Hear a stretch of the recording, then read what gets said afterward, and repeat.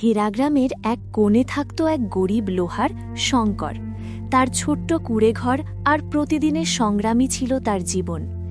এক ভোরে শঙ্কর নিজের যন্ত্রপাতি হাতে নিয়ে কাজে বেরোচ্ছিল। তখন তার স্ত্রী সুমনা বলল, আর কতদিন এভাবে চলবে শঙ্কর? প্রতিদিন সকালে আশা নিয়ে যাও আর সন্ধ্যায় হতাশ হয়ে ফিরে আসো। পুরো গ্রামে কি আমাদের অবস্থাই সবচেয়ে খারাপ? শঙ্কর দীর্ঘশ্বাস ফেলে বলল, আমি কি করতে পারি বলো? ভাগ্যটাই তো ফেটে গেছে। বাবার মৃত্যুর পর সব কিছু যেন একে একে শেষ হয়ে গেল। ভালো করে খাওয়ার ইচ্ছেটাও মরে গেছে। তারপর তার ছেলে বলে, বাবা আমার জন্য আজকে অনেক ভাত আনবে। আমার অনেক ক্ষুধা লেগেছে। পাশের বাড়ির রাহুল কত খাবার খায়, কিন্তু আমাকে তুমি এনে দাও না। শঙ্কর কিছু বলে না, মন খারাপ করে বাড়ি থেকে বেরিয়ে যায়। শঙ্কর যখন কাজ করছিল তখন গ্রামের মোড়ল আর কালী নামের এক লোক শঙ্করকে নিয়ে হাসাহাসি শুরু করল। কালী বলল, প্রধান, আমার তো মনে হয় এই শঙ্করকে গ্রাম থেকে তাড়িয়ে দেওয়া উচিত। এর অশুভ ছায়া নাকি পুরো গ্রামে ছড়িয়ে পড়ছে। প্রধান প্রথমে অবাক হলেও পরে হেসে ফেলল। কালীও হাসল। শঙ্কর চুপচাপ সব সহ্য করল। সে আকাশের দিকে তাকিয়ে ভাবল, হে ভগবান, আমি কি এমন কোনো পাপ করেছি? কখনো চুরি করিনি, কখনো কাউকে ঠকাইনি, তবু কেন আমার জীবন এমন?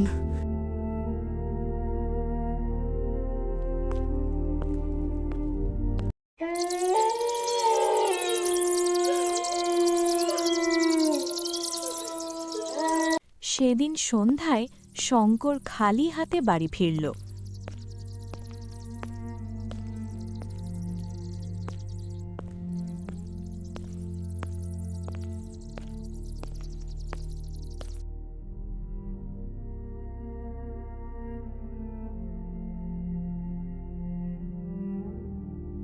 সুমনা তার মুখ দেখেই বুঝে গেল কিছু একটা হয়েছে।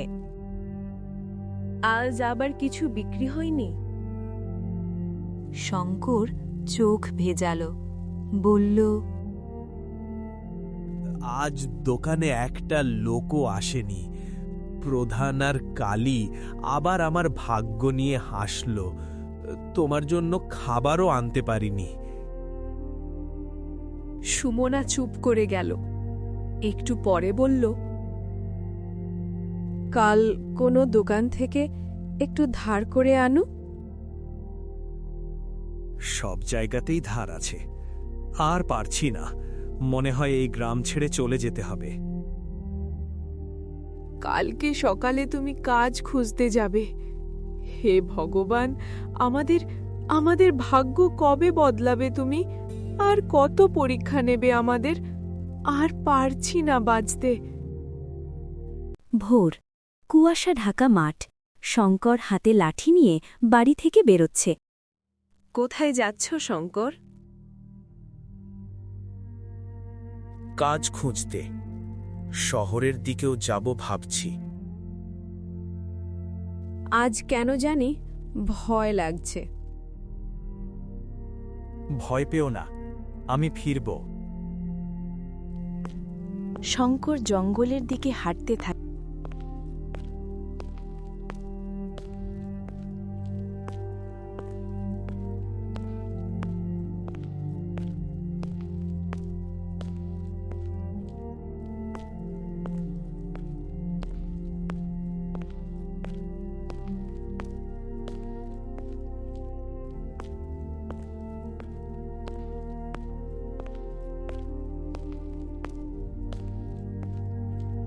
পথ দুভাগ হয়ে যায়, একটা শহরের দিকে আরেকটা অজানা পথ অরণ্যের দিকে।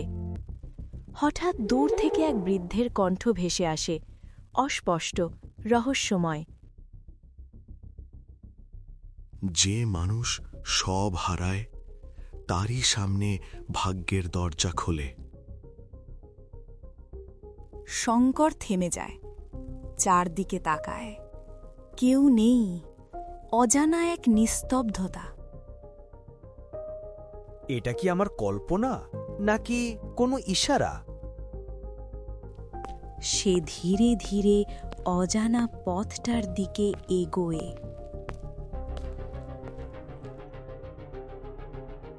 শঙ্কর ক্লান্ত পায়ে অরণ্যের ভিতর দিয়ে হাঁটছে, চোখে হতাশা। হঠাৎ সামনে ধোঁয়ার মতো আবছায়েক অবয়ব দেখা যায়। এখানে হঠাৎ এত ধোঁয়া কেন উঠছে? এই অরণ্যে এত গভীরে আমি আগে কখনো আসিনি। কেন জানি মনে হচ্ছে এখানে কিছু একটা আছে। হঠাৎ ধোঁয়ার ভেতর থেকে একজন তপস্বী আবির্ভূত হন। কে কে আপনি? ভয় পেও না বৎস, আমি কোনো সাধারণ মানুষ নই। তোমার কষ্ট আমাকে এখানে টেনে এনেছে। আমার জীবনে শুধু কষ্টই আছে গুরুদেব, আমি আর পারছি না। যদি সত্যিই মুক্তি চাও তবে তোমাকে একটি কাজ করতে হবে। এই অরণ্যের গভীরে একটি হ্রদ আছে, সেখান থেকে আমাকে এক পাত্র পানি এনে দিতে হবে। হ্রদ? লোকেরা বলে ওই হ্রদ খুব ভয়ঙ্কর, ওখানে নাকি এক মায়াবী শক্তি বাস করে। সেই হ্রদ সাধারণ নয়, যে দুর্বল সে সেখানে টিকতে পারে না। তাহলে আমি পানি নেব কিভাবে? পানি পেতে হলে তোমাকে একটি শর্ত পূরণ করতে হবে। শর্ত? হ্রদের রক্ষক তোমাকে একটি ধাঁধা জিজ্ঞেস করবে। যদি সঠিক উত্তর দিতে পারো তবেই পানি পাবে, ভুল হলে ফিরে আসার পথ আর থাকবে না। গুরুদেব, আমার হারানোর আর কিছু নেই। যদি উত্তর দিয়ে আমার ভাগ্য বদলাতে পারি তাহলে আমি প্রস্তুত। তাহলে যাও বৎস, সাহস আর সত্য তোমার একমাত্র অস্ত্র। তপস্বী ধীরে ধীরে মিলিয়ে যান। শঙ্কর গভীর শ্বাস নেয় এবং অন্ধকার অরণ্যের দিকে এগিয়ে যায়।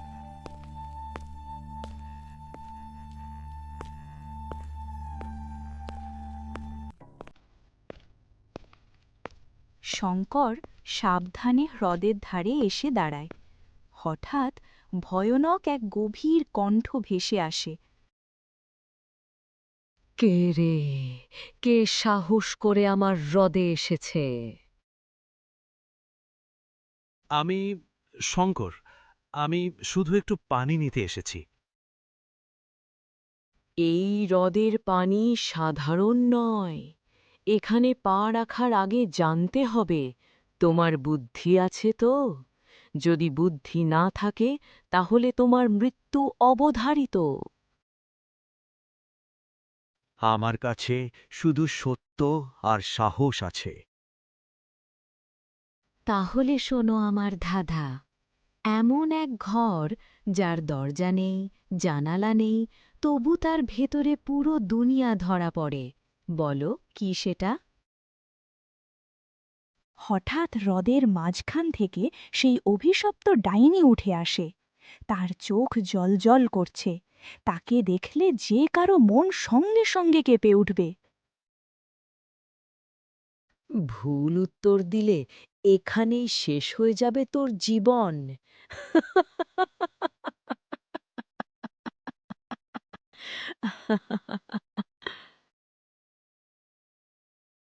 ভয় আমাকে বহুদিন ধরেই তাড়া করছে।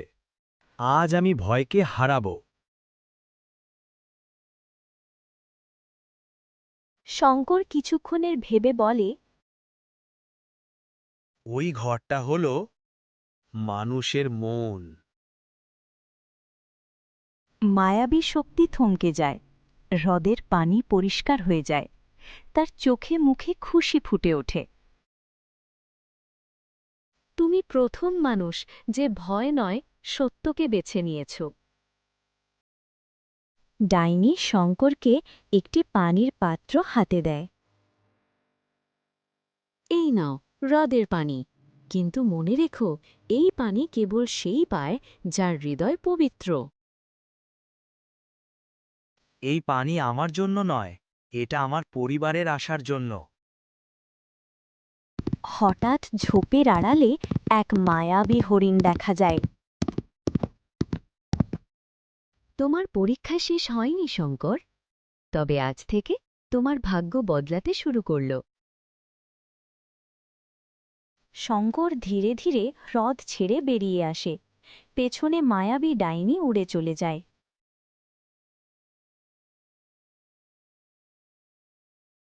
শঙ্কর পাত্রে পানি নিয়ে হাঁটছে। হঠাৎ ঝোপের ভেতর থেকে কিছু শব্দ আসে। এই শব্দটা কে? কে ওখানে? ঝোপের পিছন থেকে বেরিয়ে আসে এক অপূর্ব হরিণ। চোখে অদ্ভুত ও অপূর্ব একটি শান্তি। তুমি কি স্বপ্ন? হরিণ ধীরে মাথা নোয়ায় আর বলে, আমি মায়াবী হরিণ, তুমি আমার কোনো ক্ষতি করবে না তো? ভয় পেও না, আমি তোমার ক্ষতি করব না। হরিণ ধীরে শঙ্করের কাছে এসে দাঁড়ায়। হঠাৎ এক রহস্যময় কণ্ঠ। শঙ্কর, এই হরিণটি সাধারণ নয়। এটি পবিত্র হৃদয়ের মানুষের সাথেই যায়। এই হরিণটিকে তুমি নিয়ে যাও, তোমার কাজে লাগবে। শঙ্কর হরিণের সাথে বাড়ির দিকে রওনা দেয়। মাটির মেঝেতে সুমনা দরজার সামনে বসে আছে। সময় গড়াচ্ছে। লণ্ঠনের আলোয় তার চোখে ক্লান্তি আর দুশ্চিন্তা। এত রাত হয়ে গেল, কেন যে সে এখনো ফিরছে না? বনটা তো নিরাপদ না। হে ভগবান, ওকে সুস্থভাবে ফিরিয়ে দাও। হঠাৎ পায়ের শব্দ। লণ্ঠনের আলোতে দুজনকে দেখা যাচ্ছে। কে? শঙ্কর, তুমি নাকি? ধীরে ধীরে কাছে আসে শঙ্কর আর মায়াবী হরিণ। শঙ্করের পোশাকে ধুলো, চোখে ক্লান্তি। তার পেছনে ধীরে ধীরে আসে মায়াবী হরিণ। লণ্ঠনের আলো হরিণের গায়ে পড়ে ঝিলমিল করে ওঠে। শঙ্কর, এটা এটা কি? এ তুমি কাকে নিয়ে এলে? শঙ্কর দাঁড়িয়ে কিছুক্ষণ চুপ করে থাকে। চোখ ভিজে আসে। ভয় পেও না সুমনা, ও আমাদের ক্ষতি করবে না। আজ বনে যা ঘটেছে তা যদি নিজের চোখে না দেখতাম, আমিও বিশ্বাস করতাম না। শঙ্কর ধীরে ধীরে সব ঘটনা বলে। সুমনা মন্ত্রমুগ্ধের মতো শুনতে থাকে। তাই বলি, আজ আমার বুকটা কেমন করছিল। আমি জানতাম তোমার সততা একদিন আমাদের পথ দেখাবে। তুমি কোনো দিন অন্যায় করতে পারো না। হরিণ ধীরে ধীরে এগিয়ে এসে সুমনার পায়ের কাছে বসে, মাথা নিচু করে। ভগবান, আপনি সত্যি আমাদের দিকে তাকিয়েছেন। এত কষ্টের পর যদি আশার আলো আসে, তবে আমরা তা আগলে রাখব। সূর্যপুরের রাজার কন্যা কঠিন রোগে আক্রান্ত। রাজকন্যা কিরণ শয্যায় শুয়ে, শ্বাস দুর্বল। রাজা আদিত্য তার পাশে বসে আছেন, চোখে গভীর অনুশোচনা।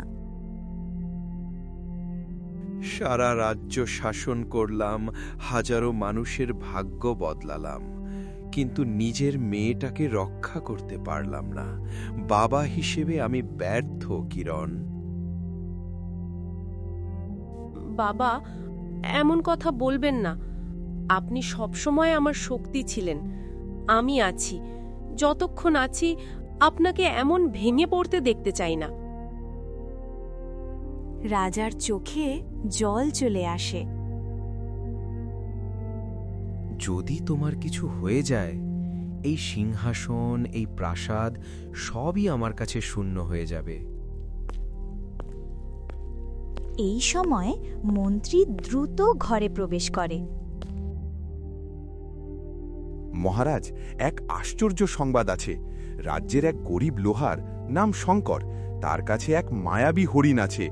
বলা হচ্ছে সেই হরিণের অশ্রুতে কঠিন রোগও সারে। রাজার চোখে আশার আলো জ্বলে ওঠে। যদি এক ফোঁটা আশাও থাকে, আমি তা ছাড়ব না। তাকে অবিলম্বে দরবারে ডেকে পাঠাও। দরবার ভরা। শঙ্কর সামনে দাঁড়িয়ে, পাশে সুমনা আর মায়াবী হরিণ শান্তভাবে দাঁড়িয়ে। শঙ্কর, তোমার হরিণ আমার কন্যার জীবন বাঁচাতে পারে। রাজকোষ খুলে দেব, যা চাও, স্বর্ণ, জমি, সম্মান সবই পাবে। মহারাজ, ধন দিয়ে সবকিছু কেনা যায় না। এই হরিণ বিক্রির জিনিস নয়, ও আমার সন্তানের মতো। মহারাজ, আমরা গরিব, আমাদের জীবনে সম্পদ নেই, কিন্তু যদি ওর অশ্রু কারোর প্রাণ বাঁচায়, তবে সে কাঁদলেও আমি রাজি। শঙ্কর হরিণকে ভাঙা কণ্ঠে বলে, তোমাকে ছেড়ে দিতে পারব না। তুমি আমাদের ঘরের আলো। কিন্তু যদি তোমার জন্যে যদি আরেকটা জীবন বাঁচে, তবে হয়তো এটাই সঠিক পথ। হরিণের চোখ থেকে অশ্রু ঝরে পড়ে। হরিণের অশ্রু মাটিতে পড়তেই দূরে রাজপ্রাসাদে রাজকন্যা কিরণ সুস্থ হয়ে ওঠে। রাজা আদিত্য সিংহাসন ছেড়ে নেমে আসেন।